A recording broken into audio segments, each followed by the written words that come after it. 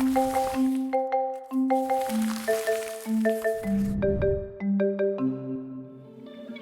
morning. It is wonderful to be with you here at Paradox this morning. If this is your first time here, welcome. We are glad that you are here. One thing that's a little bit different about Paradox than other churches is that sermons at Paradox are designed to end them.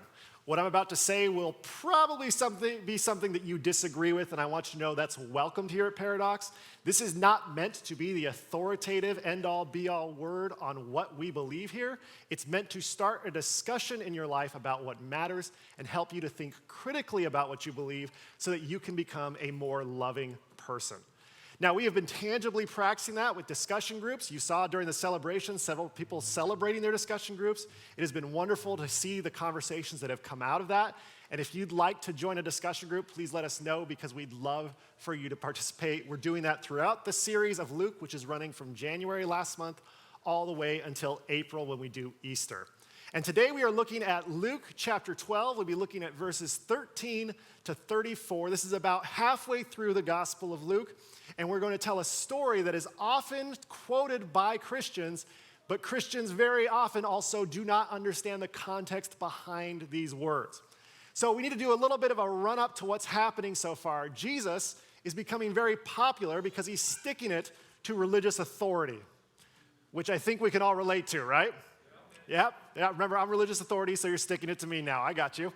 So, in Luke chapter 7, there is a group of Pharisees, and Jesus invites a sinful woman to join them, and this is not well received by the Pharisees.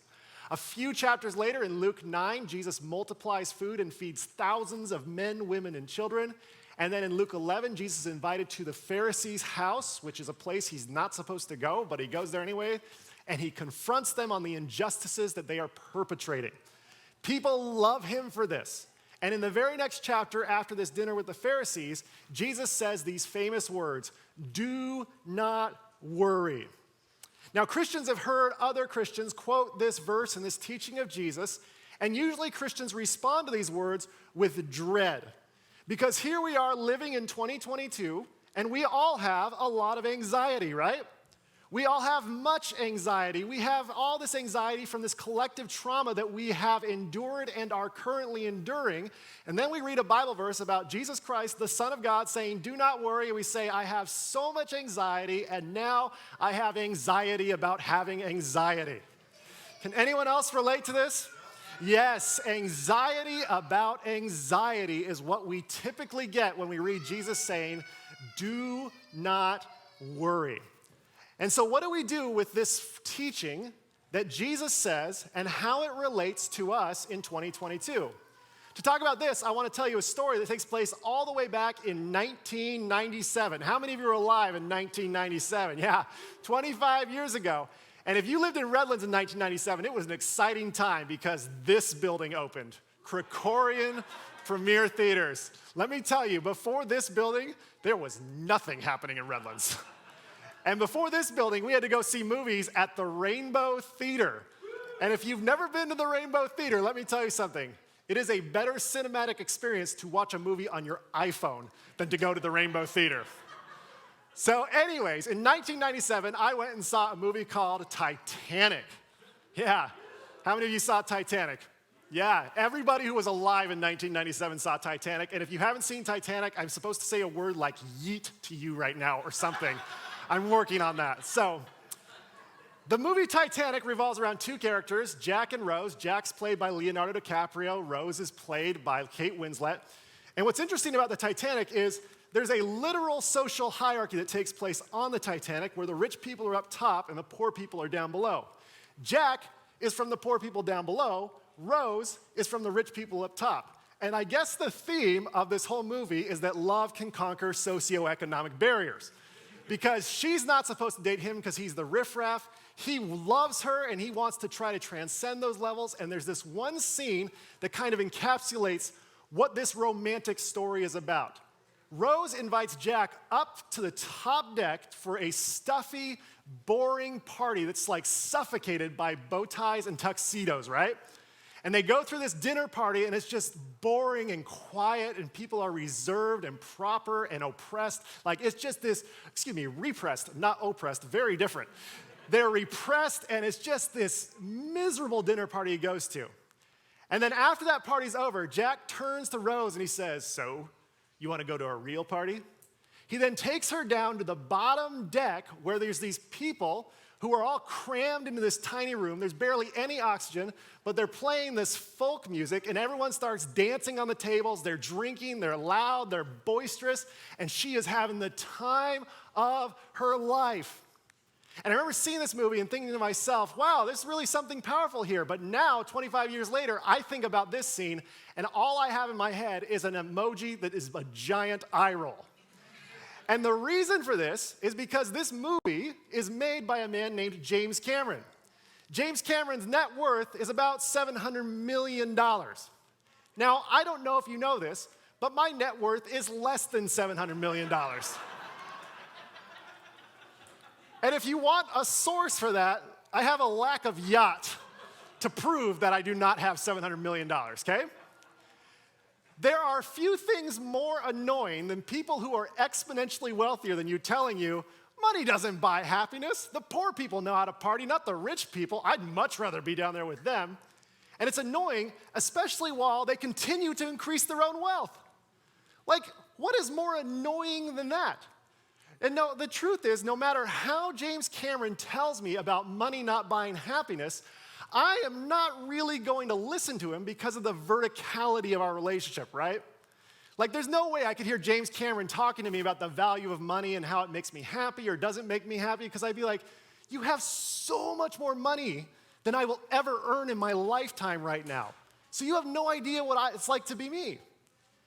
Now, the verticality of that relationship is really what happens in one scene of the Bible. In Exodus chapter 20, after God leads the Israelites out of enslavement from the Egyptians, God then leads them to the base of Mount Sinai. I mean, this is a literal vertical conversation because God is at the top, the children of Israel at the bottom.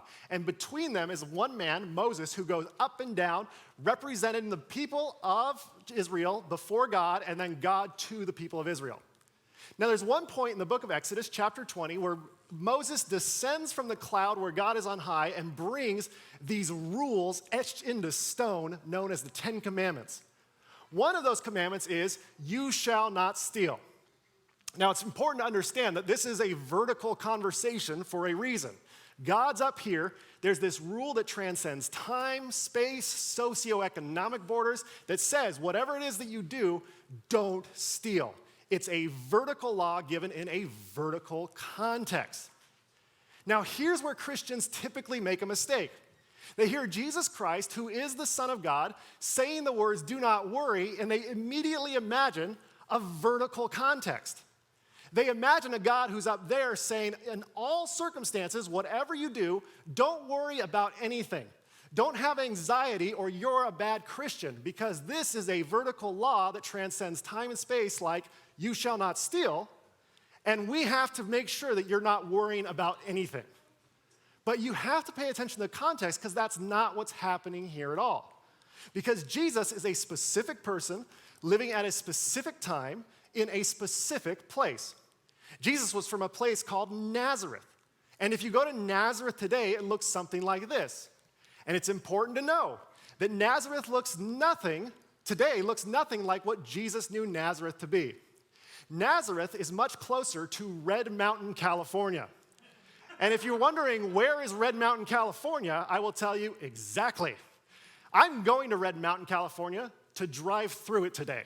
So Red Mountain, California is exactly what Nazareth was like. This town that was on the fringes, this town that few people knew about. It's dusty, and it's there, and most people either just passed through it or moved on. That's where Jesus Christ is raised and brought into maturity, and that's where he lived, was in a place called Nazareth. Now, Jesus is not a rich person in Nazareth because there are no rich people in Nazareth. So Jesus is a poor and oppressed Jewish peasant.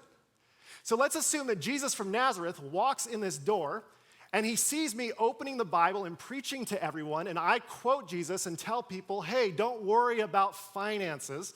because this conversation is ultimately about finances, and I'm standing up here as someone who is in the middle class. Jesus, being a poor and impoverished peasant, would look at me and give that same eye roll look that I give James Cameron because of the verticality of that conversation. I believe that Jesus would be annoyed with me because of the vertical nature of socioeconomic hierarchy and would say, oh man, here comes the middle class lecturing the lower class on what makes them happy and what doesn't. This is so annoying. And when Jesus says these words about not worrying and he ties it to finances, it's important to understand who he's talking to. He's not having a vertical conversation.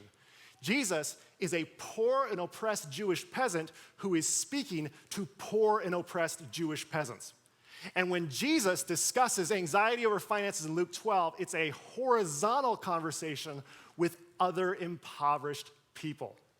And when Jesus had vertical conversations in the book of Luke, he did tell people all the time the opposite of what he told the horizontal people in his same socioeconomic class. He often told people in power to worry more. And when you look at who Jesus was, the thing he always criticizes is people who abuse power. Now, it's hard to hear Jesus say, do not worry, and then imagine him telling people in vertical conversations to worry all the time. So I'm going to tell you a story that took place just this week. On February 1, Brian Flores kicked off Black History Month in a way that is appropriate to celebrate Black History Month by suing the NFL. And Brian Flores led the Miami Dolphins to their first consecutive winning seasons in 20 years. He was a great coach. I was hoping that he would go and coach my team after he got fired, the Denver Broncos. Instead, he's literally suing the Denver Broncos. Now, the reason he's suing them is because of racial discrimination. And if you look at the ethnic makeup of NFL head coaches, only 1 out of 32 teams has a black coach, Mike Tomlin of the Pittsburgh Steelers, even though 70% of the players in the NFL are black. Now, when you look at the ethnic makeup of the owners of the NFL, only 1 is non-white. So he's suing the NFL because of racial discrimination.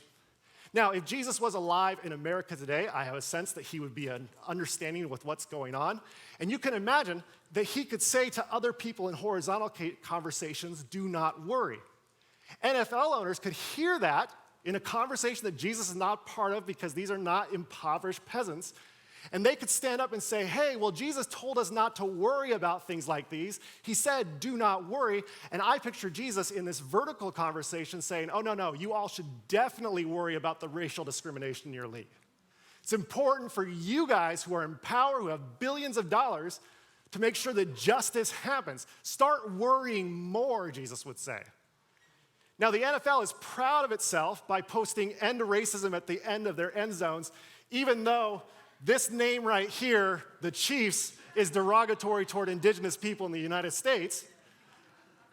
And what they say when they're trying to put end racism everywhere is the NFL owners are trying to say, hey, we are going to worry about this. And then they don't. And I believe that Jesus would turn and given the opportunity, I believe that Jesus would have told NFL owners to worry about racial discrimination because he would be having a vertical conversation with them. And let's say they change things. Would Jesus be happy with them at that point? I picture Jesus saying to the NFL owners, well, we should stop playing football until we solve the housing crisis.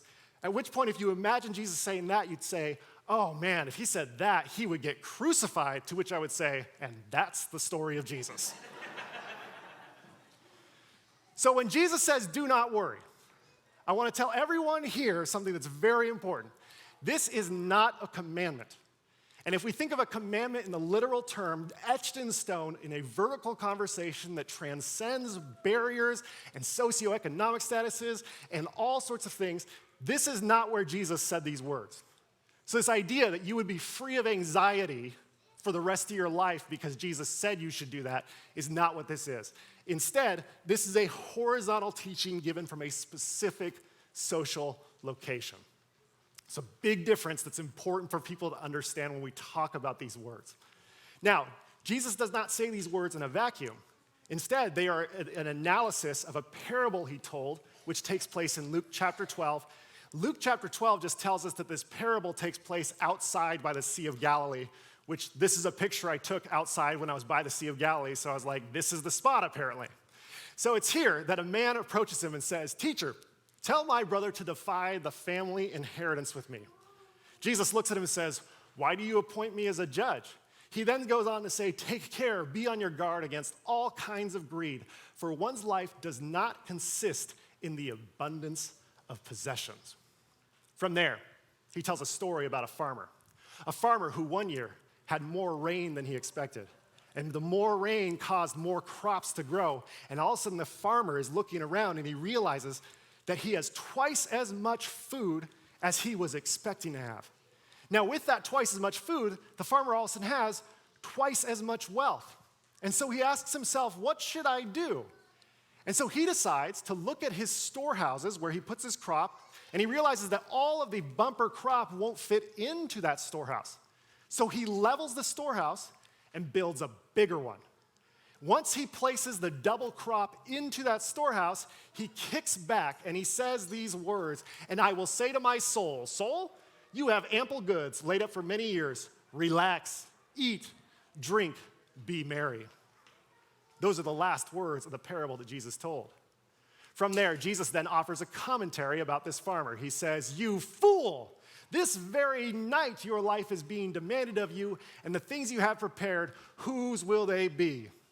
In other words, Jesus says, doesn't the farmer know he's going to die soon? How good is that double crop in a storehouse if you're about to die? He then goes on to say, "So it is with those who store up treasures for themselves, but are not rich toward God." And this brings the parable and the commentary to a close. In other words, Jesus looks at all of this situation. He says, I want you to know that God created you for so much more than just amassing wealth. Notice that Jesus doesn't criticize people getting wealthy, or that Jesus doesn't criticize people making money, but the minute that you sit back and you say, clearly I've arrived because I've got my retirement secured, is the moment that Jesus says that's not the point. You do not exist to buy things. And so when Jesus says to his disciples, "Do not worry," it is in the shadow of this parable, the very next sentence, that Jesus says to his disciples after telling this parable, "Therefore I tell you, do not worry about your life, what you will eat, or about your body, what you will wear, for life is more than food, and the body more than clothing." Jesus then directs their attention towards some ravens that are nearby. These ravens are unclean according to the book of Leviticus. They are often viewed as reprehensible to God, and yet Jesus says, doesn't God care for the ravens? Because they have food to eat. They are not concerned with what they are eating tomorrow. Be like the ravens. He then looks at the disciples and says, you're so worried. Who can add 1 hour to their lives by worrying? Instead, take a moment and stare at the lilies. Look how beautiful these lilies are. Not even Solomon looked as good as these lilies look today. But notice that these lilies will not last long. You will outlive these lilies, and soon these lilies will be thrown into a fire and forgotten. And yet their beauty still matters to us now. And after pointing to the ravens and the hours in our lives and the lilies, Jesus says, and do not keep striving for what you are to eat and what you are to drink, and do not keep worrying. And so if you hear these words and you feel anxiety about having anxiety, I want you to know I feel the same. Because we've been talking a lot about mental health during this series in the Gospel of Luke, haven't we? And I share with you some of my own struggles with anxiety and depression, and I told you that in 2021, I fell out of love with being human, and my goal for this year is to fall in love with being human again. And the main way I'm doing that is by asking for help from doctors, from therapists. And in my therapy session, my therapist was talking to me about, do you view your anxiety as a good thing or a bad thing? And I said, well, it makes me prepared. It makes me ready to go for the next day. It helps me to anticipate problems. And she heard me empty out my glass and say everything I need to say. And then she looked at me, she's like, Craig, you're not an anxious person. Your anxiety does not define you. You're a good person. And yes, you worry sometimes here and there, and that's okay. but don't ever let your anxiety become part of your identity. There is an ancient practice that is handed to us from before Christianity by the Jewish people. It is the practice of Sabbath keeping. And the whole idea behind Sabbath keeping is that for 6 days, you worry about how life is going and you fix it, but you stop for one day and you say, today, I will not worry. Instead, I will look at the lilies, I will look at the birds, and marvel at how beautiful life is. If you are struggling with anxiety, I want you to know that I'm having a horizontal conversation with you because I struggle the same as you. And let's make an agreement together. At what point during this week, if we were to look at the week in our calendar, at what point during this week are we going to agree that we're going to stop worrying about things? Just for some time, not the whole week, just for an hour, 2 hours, a day even. Can we just stop worrying for a little bit and enjoy? And then get back to worrying and fixing things and making things better, because things need to be made better right now. But let's make some time without anxiety. So while we often hear this as a vertical commandment, I hope that you can see now that this is a horizontal conversation Jesus is having. I hope that you can see that Jesus is talking to other people who are as anxious as he is. And I hope that you see this not as a commandment that says like, hey, if you worry, you're going against the ways of God. You're not a good follower of Jesus. Instead, this is Jesus, just like my therapist, trying to tell me, don't let your anxiety define you. Yes, you can worry about things, but also take times to slow down and enjoy. From there, Jesus talks about what value life has, because after all, remember, he's just given a scathing critique of amassing wealth in a previous parable. He then goes on to say, for it is the nations of the world that strive after all these things, and your mother knows that you need them. Instead, strive for her kingdom, and these things will be given to you as well. Jesus is making a promise. You will find what you're looking for. You will not miss out on this. Jesus goes on to say, do not be afraid, little flock, for it is your mother's good pleasure to give you the kingdom. God is not sitting up there in heaven saying like, oh, act a little better and then you'll experience my presence. Jesus is saying that God wants to give you God's presence, and God is actively working for that. He goes on to say, sell your possessions and give alms. Make purses for yourselves that do not wear out, an unfailing treasure in heaven where no thief comes near and no moth destroys. For where your treasure is, there your heart will be also. Jesus tells us that God will give us the kingdom, and we do not need to worry about missing the kingdom. But that raises the question, if the point of life is not to amass wealth, then what are we trying to do? And that's where Jesus says, that's where your treasure lies. What is it that you value? What is it that you're striving toward? Because there's where your heart will be also. And while Jesus leaves the question open, he says, and amassing wealth is definitely not the goal. There's something else here that's more important. So, my friends, I want to ask you a question this morning. Where is your treasure? What is it that you value in life and you prioritize? And you make money to help you get toward, not the other way around. Because Jesus tells us that's where God is trying to get you to go. And if you pursue that with sincerity, honesty, and humility, you will discover God's kingdom in abundance. Now, to talk about this, I want to tell you a story of someone who I feel like embodied exactly what Jesus is teaching in Luke 12. And to tell you that story, I have to go back to the most happening place in 1997 in Redlands, Craig Premier Theaters. I remember going to the first few movies there and just thinking this was the nicest theater ever made. I know, things have changed a lot since 1997. And we just loved going there. And then in 1998, I'll never forget this, I was walking to the doors of Craig, and all of a sudden, I didn't have to open the door. The door burst open and welcomed me. And standing there was this man. His name's Al Harris. And he looks at me, and he's like, hey, man, how you doing? I'm like, I'm good. Who are you? He's like, my name's Al. And we start talking, and it's not like one of those conversations where he's trying to get through it. He looks at me in a way that I feel genuinely cared about. And I'm sitting there, I'm like, this is a little creepy and also really nice all at the same time. We go in, we sit down, we watch the movie, we go out. I don't think much of it. I come back a couple weeks later to see another movie. Al bursts through the door, opens it, gives me a high five. He's given everyone high fives in the lobby at Redlands Krikorian Premier Theater, right? He's embracing them. He has a pack of tissues if you're going to a sad movie that he's happy to hand out to you. He knows about all the movies because he loves movies, and he is hilarious. He's making people laugh left and right. He's genuinely excited to see people. I'm convinced he knows no one's name, and I don't think he cares. He's just like, people here are welcome at Krikorian.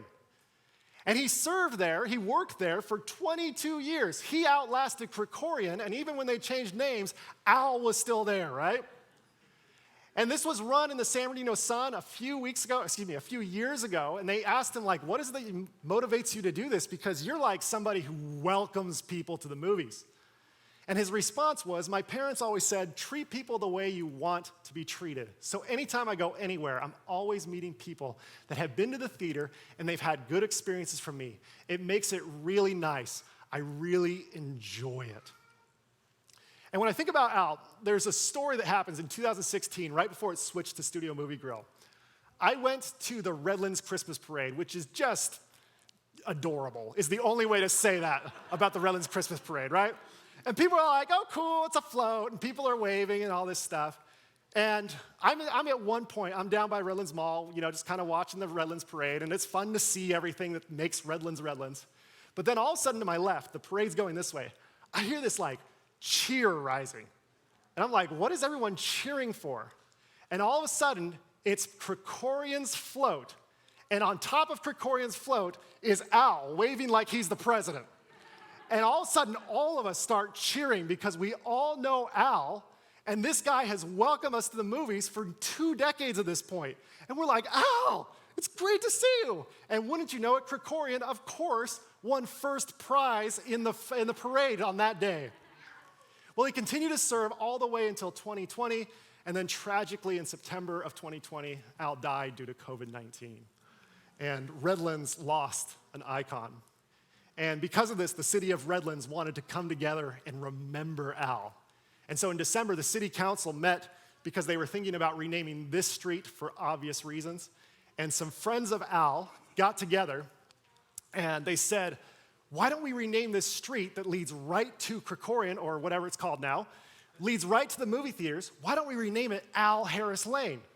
So they posted it online, and they got 11,000 signatures. There's not many people in Redlands, everyone, and everyone's like, yes, let's rename this Al Harris Lane. And it was voted down 2-3. Right? That noise is exactly how I felt when I first heard this.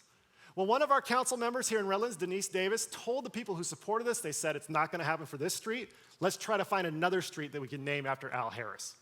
So the people looked around, and they went to the other side of the theater, and they found Shoppers Lane, and they said, let's rename Shoppers Lane after Al Harris. It leads right to the theater, it's perfect, and in mid-January, they brought it back to the council, wanting to rename this street Al Harris Lane.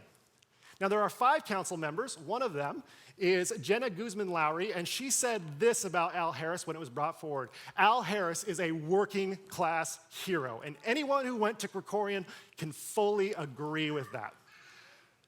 However, not everyone was on board with this. Council member Mick Gallagher said this, I knew Al Harris, as most people in Redlands did. He was the first guy you greeted at the theater. Now, immediately upon when he said this, we all have to pause and say, no. We didn't greet Al. Al greeted us.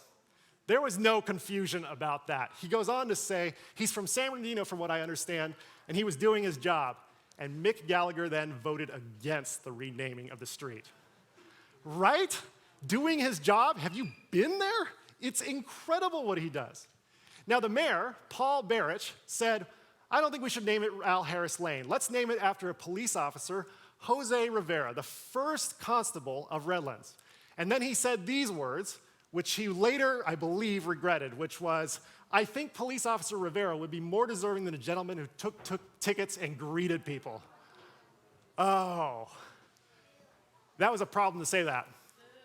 And it's a special problem, especially a problem when your business is being popular with people, because this was very unpopular for him to say.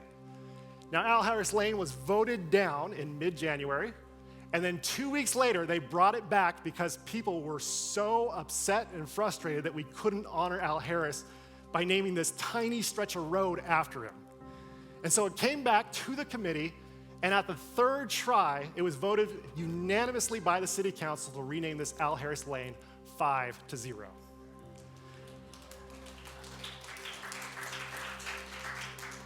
Now, why do I tell you all of this?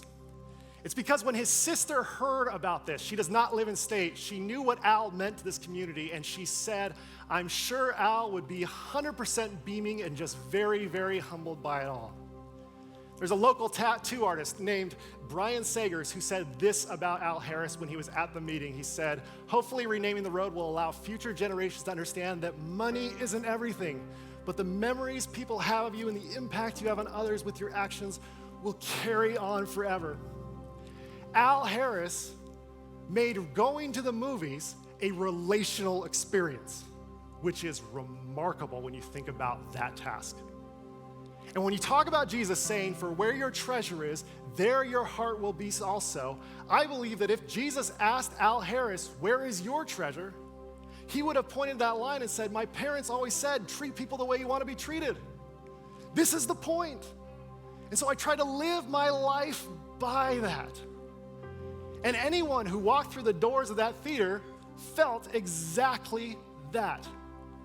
And I've lived in Redlands for a long time. And if you were to ask me, name someone who embodied what's good about Redlands, I'm pretty sure Al Harris would be the first person that comes to mind, not just for me, but for 11,000 other people. And when we talk about what is going on here with this whole teaching that Jesus is pointing to us about, Jesus is trying to show us that God's kingdom is so much more rewarding than just amassing wealth. Not only that, but God doesn't want to set this high standard where you have to work real hard to achieve the kingdom. Instead, God will give you the kingdom.